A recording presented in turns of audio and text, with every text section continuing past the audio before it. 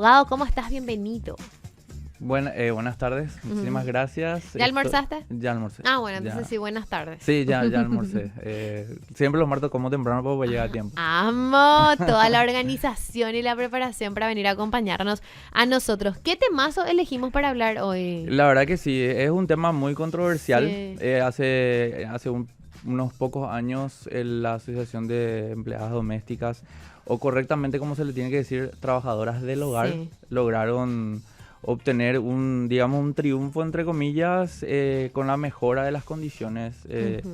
Primero con la ley 5.407 en el 2015 y posteriormente ya en el 2019 con la modificación del artículo que habla sobre el salario que deben percibir.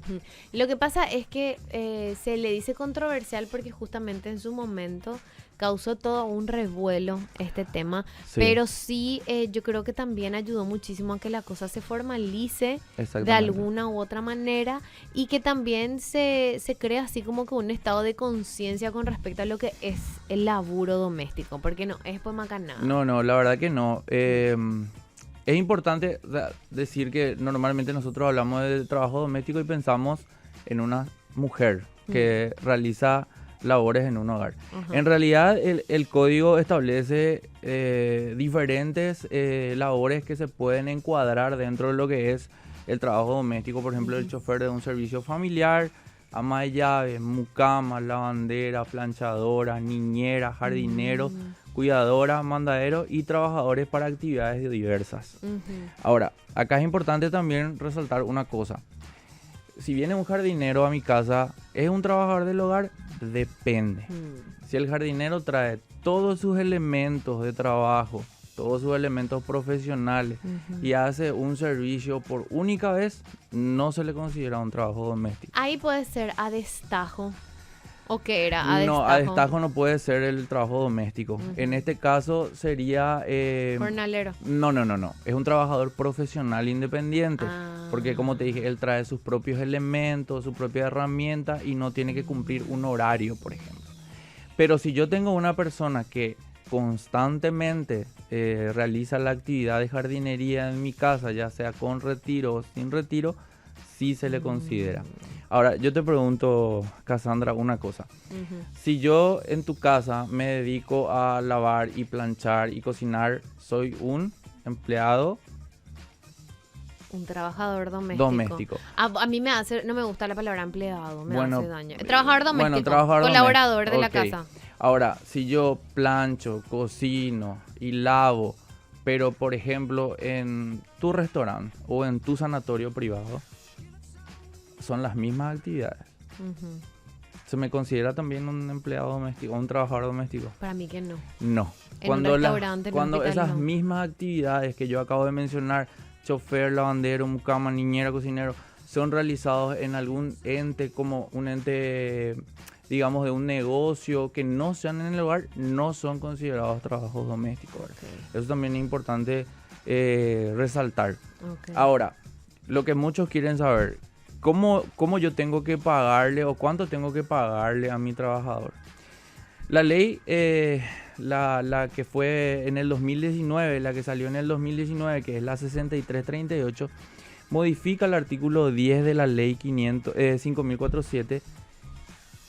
E inicialmente el Código Laboral decía que un trabajador doméstico no puede ganar menos del 40% del salario mínimo. Okay. O sea, ese era el piso. 40% sí o sí. 40% del salario mínimo. Inferior a eso era ilegal. Posteriormente la ley 5.407 establece que no puede ser inferior al 60% del salario mínimo. Pero posteriormente la ley 6338 modifica ese artículo y establece que los trabajadores domésticos deben percibir el salario mínimo legal vigente para actividades no especificadas en el área central. Es decir, que a la fecha, como se modificó el salario mínimo en julio, ahora el 1 de julio, un trabajador doméstico debe ganar 2.680.373, siempre y cuando cumpla las 8 horas de trabajo diaria o 48 horas semanales. Ahora, si yo quiero hacer un horario menor, lo que yo no puedo es pagar menos del jornal hora mínimo. Es decir, este salario, si es mensualero, lo divido entre 26 y obtengo el jornal diario. Ok. Y ese jornal diario lo debo dividir entre 8 para saber cuánto es el jornal hora. Lo que normalmente se aplica ahora es el trabajo a tiempo parcial. Un pequeño fraude legal ahí. 4 horas. Guau. Puede ser 4 horas, pueden ser 5 horas, ¿verdad? Pero se establece en un contrato. Es una forma, digamos, de poder evitar que un trabajador esté 8 horas y tenga que yo pagar ese monto. Ahora, la consecuencia negativa que tuvo esta ley es que se tomaron dos caminos. Uno, como te dije fuera del micrófono, la informalidad. Muchas personas dijeron, bueno, ahora el trabajador doméstico está equiparado a un trabajador normal, yo debo pagarle IPS, debo pagar salario mínimo. Voy a hablar con ña Panchita y le voy a decir, ¿sabes qué, ña Panchita? Te van a pagar 1 millón mensual y vení todos los días, pero vení nomás un poco más tarde, vení tipo a las 9 y te quedas hasta, si es sin retiro. Y si es con retiro le decís, vamos a seguir en estas mismas condiciones, pero te va a pagar esto porque no te va a poder pagar salario mínimo. Entonces, ¿qué pasa con ña Panchita para no quedarse sin trabajo? Claro, sin ingreso. Entonces prefiere aceptar esa situación. Esa es la informalidad. Y la otra es el cese de la relación laboral. O sea, durante la pandemia, Paraguay fue uno de los países en que más sufrió con el despido de trabajadores domésticos. Pero bueno, es una consecuencia lastimosamente también de esta ley. Por eso te dije que entre comillas era un logro. Era un logro de la Asociación de Trabajadores Domésticos. Y es importante también resaltar que el trabajador doméstico ahora tiene, o sea, a diferencia solamente del periodo de prueba que establece 30 días, después está equiparado en todo lo que concierne a un trabajador normal.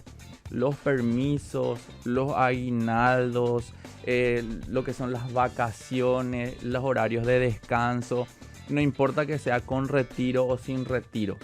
Es decir, que si el trabajador vive en la casa, de igual se tienen que respetar, inclusive en el caso de los trabajadores sin retiro, son 2 horas de descanso al día dentro de la jornada laboral.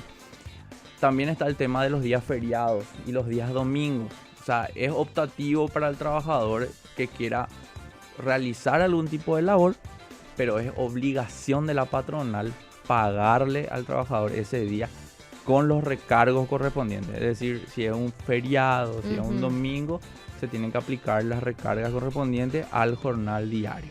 Ahora bien, llegó una consultita, un comentario, vamos a decirle acá a través del WhatsApp. Normalmente la gente que no quiere pagar el salario mínimo lo que hace es mismo trabajo, pero siempre se le pide factura al trabajador. Particularmente creo que empeoró para la mayoría. Y eso, por ejemplo, también es un factor que hace que muchos desistan de trabajar. Porque, volvamos al ejemplo de ña Panchita. ña Panchita, una señora de 50 años que cocina, limpia.